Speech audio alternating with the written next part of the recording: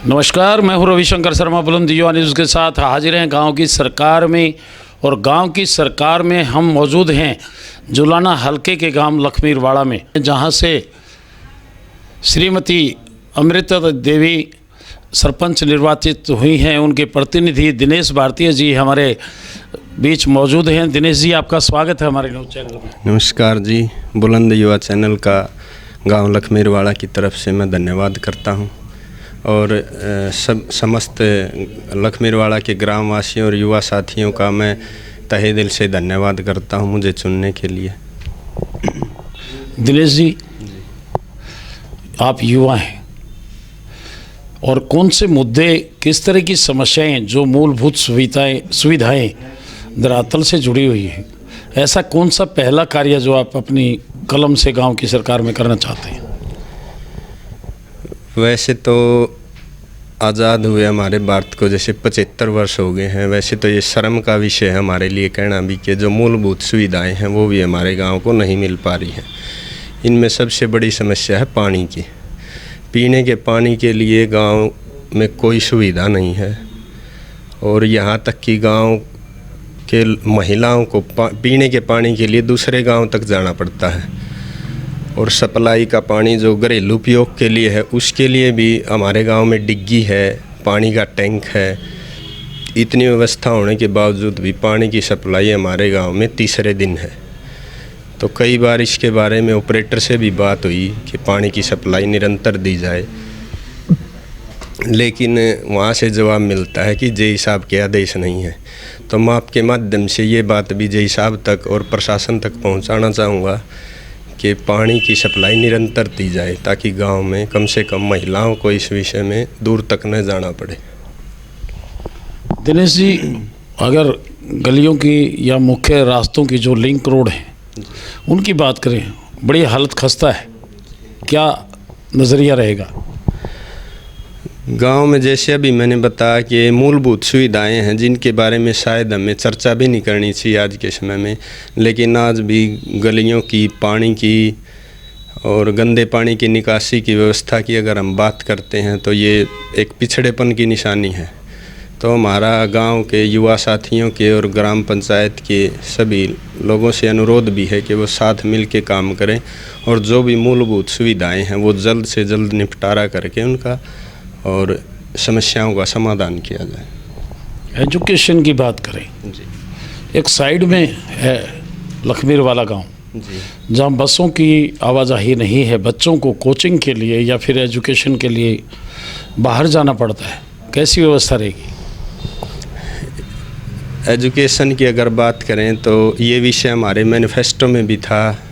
उसमें जैसे लाइब्रेरी का विषय था, गांव के बच्चों के लिए गांव में लाइब्रेरी हो और हमारे गांव के बच्चों को, लड़कियों को पढ़ने के लिए जैसे शहर आने के लिए निर्जन से बस पकड़नी पड़ती है।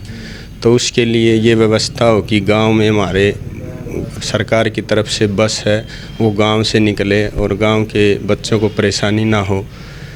और स्कूल है जैसे 8वीं तक का है हमारे गांव में अभी, तो उसका भी हम कोशिश करेंगे कि वो कम से कम 10वीं तक का हो और सभी सुविधाएं हमें हमारे बच्चों को गांव में ही मिले, उसके लिए हम पूरा प्रयास करेंगे। खेलों की अगर बात करें, आज खेलों में हरियाणा बहुत आगे है और जींद जिला भी अछूता नहीं है। तो युवा होने के नाते आपसे एक सवाल है कि युवा के प्रति बहुत अच्छी सोच होती है और एक युवा होने के नाते आज युवा की बात करें तो युवा नशे की लत में जा रहा है। किस तरह का आपका प्रयास रहेगा नशाखोरी के खिलाफ? युवा, हमारा सरपंच बनने में युवा साथियों का सबसे बड़ा योगदान रहा है और सरपंच बनने की या राजनीति में कोई विशेष इच्छा भी नहीं थी। इसमें ये मान सकते हैं कि राजनीति में या सरपंच का इलेक्शन लड़ने का मन भी इसलिए बना था कि युवा साथियों के साथ हम मिलजुल कर, खेल का मैदान है या अब धीरे धीरे जैसे पंजाब के साथ लगता कह लो सीमाएं, हरियाणा में भी नशे की लत बढ़ती ही जा रही है।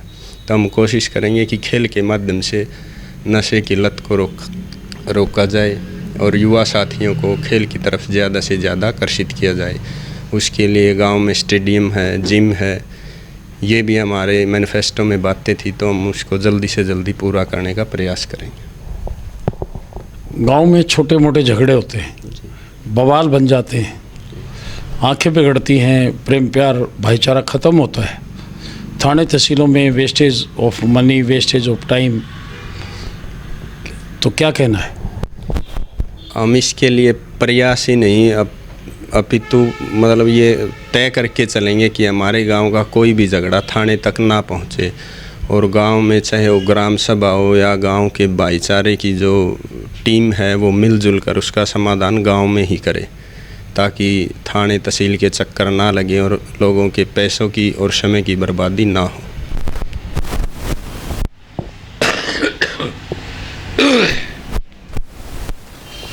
गांव की 36 बिरादरी ने मुखिया का ताज गांव की सरकार का आपके सिर पर सजाया है, तो गांववासियों को किस तरह का संदेश देना चाहेंगे आप? मैं सभी ग्रामवासियों से एक तो धन्यवाद फिर से करना चाहूँगा कि सभी युवा साथियों ने, सभी बिरादरियों ने मिलजुल कर सहयोग किया, तभी जाकर ये एक सरपंची का सपना साकार हो पाया।